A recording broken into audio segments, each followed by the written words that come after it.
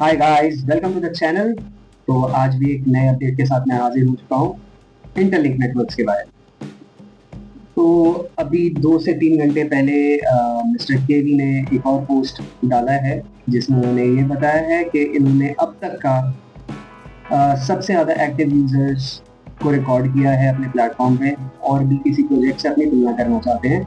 जो 3 प्रोजेक्ट इन्होंने सिलेक्ट किए वो है बिटकॉइन, इथीरियम और पाईकॉइन। चलिए देखते हैं ये क्या कहते हैं। ये कह रहे हैं कि bitcoin was originally created as a global digital currency for payment, but due to high fees and slow transaction speed, it became clear that would be extremely difficult for Bitcoin to become a global payment solution.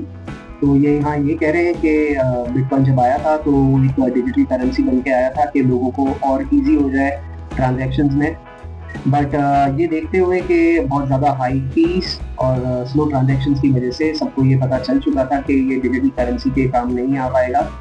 तो लोगों ने इसको as a shift कर लिया as a assets के तौर पे, क्योंकि ये डिसेंट्रलाइज्ड था और किसी के अंडर नहीं था। तो इस वजह से लोगों ने बोला कि किसी की नज़रों के बिना भी कुछ अपना हिस्सा संभाल के रख सकते हैं जो किसी के कंट्रोल में ना हो, लाइक गवर्नमेंट। तो डिसेंट्रलाइज था, तो इस वजह से हम लोग के दिमाग में आया एक डिजिटल गोल्ड समझ के इसको हम अपने एसेट्स बना के रख सकते हैं, जो आज की तारीख में बड़ी बड़ी कंपनीज कर रही हैं, बड़ी बड़ी कंट्रीज कर रही हैं, बिटकॉइन को अपना एक रिजर्व एसेट्स बना के रख रही है। तो ये इन्होंने यहाँ बताया। फिर ये बताते हैं कि to ensure the token remain stable in price over time, there are 3 crucial factors. एक टोकन को स्टेबल रहने के लिए जो चीज़ें देखी जाती हैं वो 3 फैक्टर्स में डिवाइडेड है। वो फैक्टर्स हैं, तो पहला जो फैक्टर है वो ये है tightly managed supply and demand, no excessive insurance with a clear and consistent burning mechanism. तो इनका यही कहना है कि जैसे कि हर करेंसी को स्टेबल रखना पड़ता है, हर करेंसी को बैलेंस रखना पड़ता है, तो हर प्रोजेक्ट के पास अपना एक खुद का बर्निंग मैकेनिज्म होना चाहिए कि ऐसा ना हो कि डिमांड बहुत कम है और आपको आपका जो सप्लाई बहुत है, ऐसा ना हो कि सप्लाई बहुत ज़्यादा बढ़ जाए और डिमांड कम हो, तो इस वजह से आपके टोकन का वैल्यू कम हो सकता है। फिर दूसरा जो ये बताते हैं, दूसरा फैक्टर वो बोलते हैं कि it should be real utility ecosystem value. The token must have practical use cases and give real benefits to the holders. तो ये सीधी सी बात यही कह रहे हैं कि टोकन का कोई यूज केस होना चाहिए जिससे बेनिफिट मिले उनके होल्डर्स को। मतलब जैसे कि हम लोगों को, हमारे पास टोकन है तो टोकन का कोई यूज केस होना चाहिए, हम उसको कहीं यूज कर पाए, वही यूज केस है, उससे ही टोकन की वैल्यू बढ़ती है और स्टेबल रहती है। फिर जो ये थर्ड फैक्टर बता रहे हैं वो बोल रहे हैं कि community trust and fair distribution, people need to believe in it and no one should be given unfair advantages. मतलब कि अपनी कम्युनिटी में सबके साथ फेयर रहना, सबको एक जैसा रिवॉर्ड डिस्ट्रीब्यूट करना, किसी को ज़्यादा नहीं देना, मतलब कि किसी के पास ज़्यादा कोई जान पहचान वाला है टीम में तो उसको ज़्यादा टोकन्स दे दिए, ऐसी पार्शलिटी ना हो, टीम में सब कुछ एकदम बराबर डिवाइड हो, तो आपकी कम्युनिटी आप पे ट्रस्ट करना चालू कर देगी। जब आपकी कम्युनिटी आप पे ट्रस्ट करेगी तो आप जो करेंगे आपकी कम्युनिटी आपको उसमें हेल्प करेगी। तो ये 3 फैक्टर इन्होंने बताए हैं कि ये 3 फैक्टर होंगे अगर टोकन में, तो टोकन सक्सेसफुल होना लाजमी है। फिर नेक्स्ट ये समझा रहे हैं, both Ethereum and Pi coin have build powerful global community. मतलब इथेरियम ने और पाईकॉइन ने दोनों ने बहुत पावरफुल ग्लोबल कम्युनिटीज बनाई हैं, but both have also a difficult times struggle with price stability for Ethereum. मतलब दोनों को ही एक टाइम पे आके अपनी प्राइस को, अपनी वैल्यू को स्टेबल रखने में बहुत प्रॉब्लम्स आई हैं। For Ethereum the rise of faster blockchains like Solana and Sui network has challenged and dominance. Ethereum के केस में सोलाना और सुई नेटवर्क की बहुत तेजी से बढ़त होना, उसको कंपटीशन देना, उससे इसको बहुत प्रॉब्लम हुई थी इथेरियम को।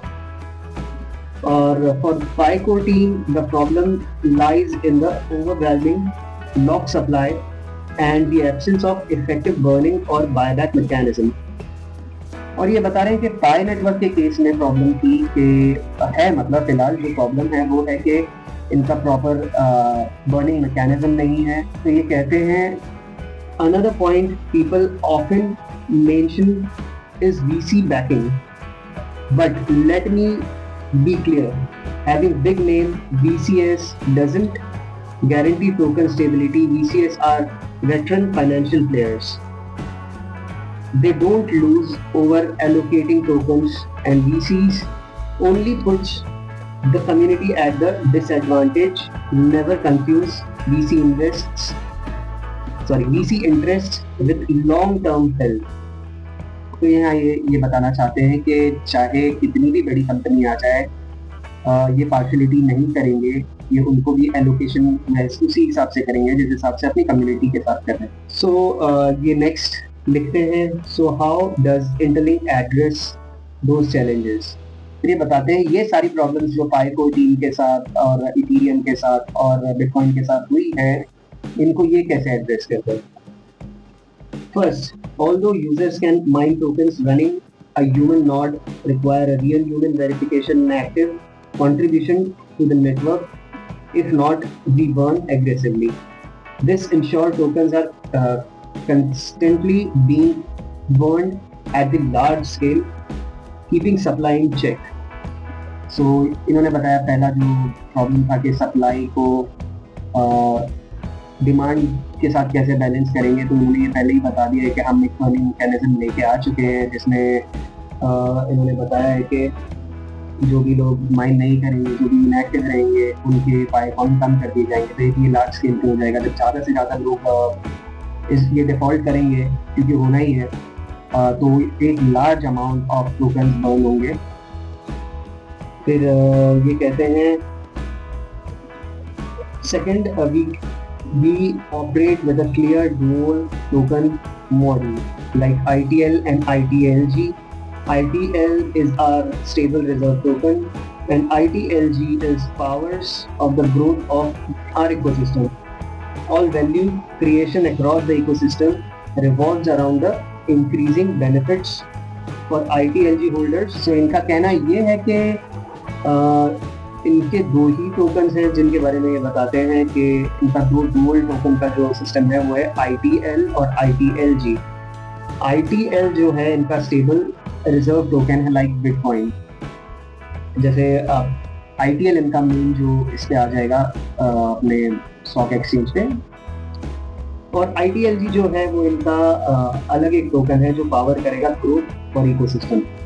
तो उससे आप जैसे कि वो एक मार्केट में आप कुछ खरीदने बेचने के भी काम आ सकता है. जैसे कि अभी फिलहाल गेम्स हैं, तो गेम्स एक गेम कंपनी है जो ITLG के साथ कोलैबोरेशन हुआ है. तो जैसे कि उस गेम में कोई विन करेगा या उस गेम में उनको रिवॉर्ड्स मिलेंगे, तो रिवॉर्ड उनको ITLG के तौर पे मिलेंगे. तो ऐसा. फिर ये फाइनली बताते हैं, even if you have a lot of money you will never receive special treatment. There are no whales here. Distribution is equal and transparent. Everyone starts on the same ground, and that's where real trust begins. Last में ये कह रहे हैं, अगर आपके पास कितने भी ज़्यादा पैसे हों तो ये उनको कोई स्पेशल ट्रीटमेंट नहीं देंगे, ये आप टोकन में पार्शलिटी नहीं करेंगे, सेम चीज़ रखेंगे जो अपनी कम्युनिटी के साथ रखा है. चाहे किसी के पास पैसे ज़्यादा हो, चाहे किसी के पास कुछ भी चीज़ ज़्यादा हो, तो कोई स्पेशल ट्रीटमेंट ही नहीं देंगे. बैलेंस रखने के लिए कम्युनिटी में सबको एक बराबर रखेंगे. फिर लास्ट में इन्होंने ये एक ग्राफ दिया है. ग्राफ सिस्टम है, मुझे तो इसके बारे में कुछ समझ में नहीं आता. इन्होंने ये दिया how to build long term token growth for any project. तो इसमें ये बताया है कि एक टोकन को ग्रोथ करने के लिए क्या क्या चाहिए होता है. आप चेक कर सकते हैं पोस्ट में जाके. अगर आप ये समझ पाते हो तो समझ सकते हैं, नहीं तो आप ChatGPT का भी सहारा ले सकते हैं.